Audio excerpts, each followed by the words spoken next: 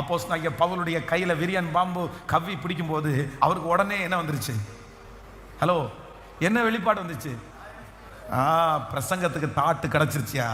பிரசங்கத்துக்கு நமக்கு இந்த விரியன் பாம்பு கையில கடிக்கிறதுக்கு காரணம் என்னன்னா, ஆண்டவர் சுவிசேஷம் சொல்றதுக்கு ஒரு நல்ல வாசலை. ஏன்னா அதுக்கு முன்னாடி அந்த கிரேத்தா தீவாருடைய கண்களுக்கு அப்போஸ்தலனாகிய பவுலும் கூட இருக்கிறவங்களும் எப்படி தெரியுறாங்க? ரொம்ப பரிதாபமா தெரியுறாங்க.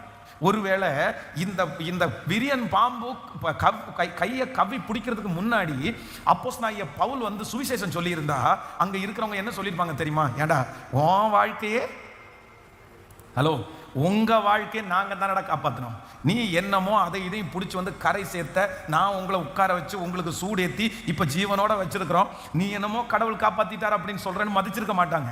ஆனா இந்த விரியன் பாம்பு கையில கவ்வி பிடிச்சி ஒன்னும் சேதப்படுத்தாததை பார்த்த உடனே அந்த இடத்துல ஒரு பெரிய சுவிசேஷ வாசல் தேவனுடைய மனுஷனுக்கு திறக்கப்படுகிறது.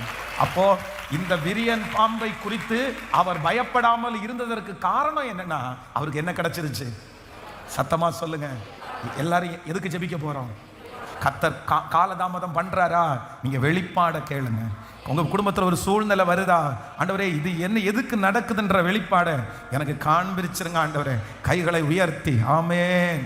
கர்த்தர் உங்களுக்கு அந்த சூழ்நிலையில போகும்போதே கர்த்தர் உங்களுக்கு சொல்லி தருவார். நிறைய பேருக்கு சொல்லி தருவார். Thank you Jesus. இது தீமைக்கு அல்ல என்கிறதை நீங்கள் கண்டுபிடிக்க கர்த்தர் பலன் தருவார். சொல்லுங்க ஹல்லேலூயா. இயேசுவே, இந்த வெளிப்பாடை கர்த்தர் எங்களுக்கு தருவீராக. முழு பலத்தோட கேளுங்க. ஹல்லேலூயா. ஆண்டவர் இனி அந்த காரியத்தை குறித்த சோகம் உங்களுக்கு இருக்க போவதில்லை. அந்த காரியத்தை குறித்த பயம் உங்களுக்கு இருக்க போவதில்லை. நிறைய பேர் உங்களை பார்த்தா ஆச்சரியப்படுவாங்க. பிரதர், இந்த மாதிரி போன டைம் ஒரு பிரச்சனை வரும்போது நீங்க ரொம்ப பயப்பட்டீங்கல்ல பிரதர், சிஸ்டர், ரொம்ப பயப்பட்டீங்கல்ல. ஆனா இப்போ அந்த பிரச்சனை வரும்போது நீங்க பயப்படவே இல்லையே, நீங்க கலங்கவே இல்லையே. என்ன காரணம்னு கேட்கும்போது நீங்க சொல்லுவீங்க, பிரதர், அன்னைக்கு அந்த காரியம் நடக்கும்போது எனக்கு சரியான வெளிப்பாடு இல்லை, ஆனா இப்போ எனக்கு தெரியும் இந்த காரியம் நடக்குதுன்னா கர்த்தர் எனக்கு ஒரு நன்மையை வச்சிருக்கிறாரு, எனக்கு ஒரு உயர்வை வச்சிருக்கிறாரு, என்ன கர்த்தர் இப்படி நடக்க பழக்க போகிறார், எனக்கு சொல்லி தர போகிறார். இது தீமைக்கு அல்ல, நன்மையாய் மாறும் என்கிற அந்த வெளிப்பாடை இப்போ இப்போ இயேசுவே எங்க ஒவ்வொருத்தருக்கும் அந்த அபிஷேகத்தை எங்க தலையின் மேல இப்ப வைப்பீராக. எங்க வாழ்க்கையில நடக்கிற சகல காரியத்தை குறித்து ஒரு வெளிப்பாடை எங்களுக்கு தாரும் ஆண்டவரே.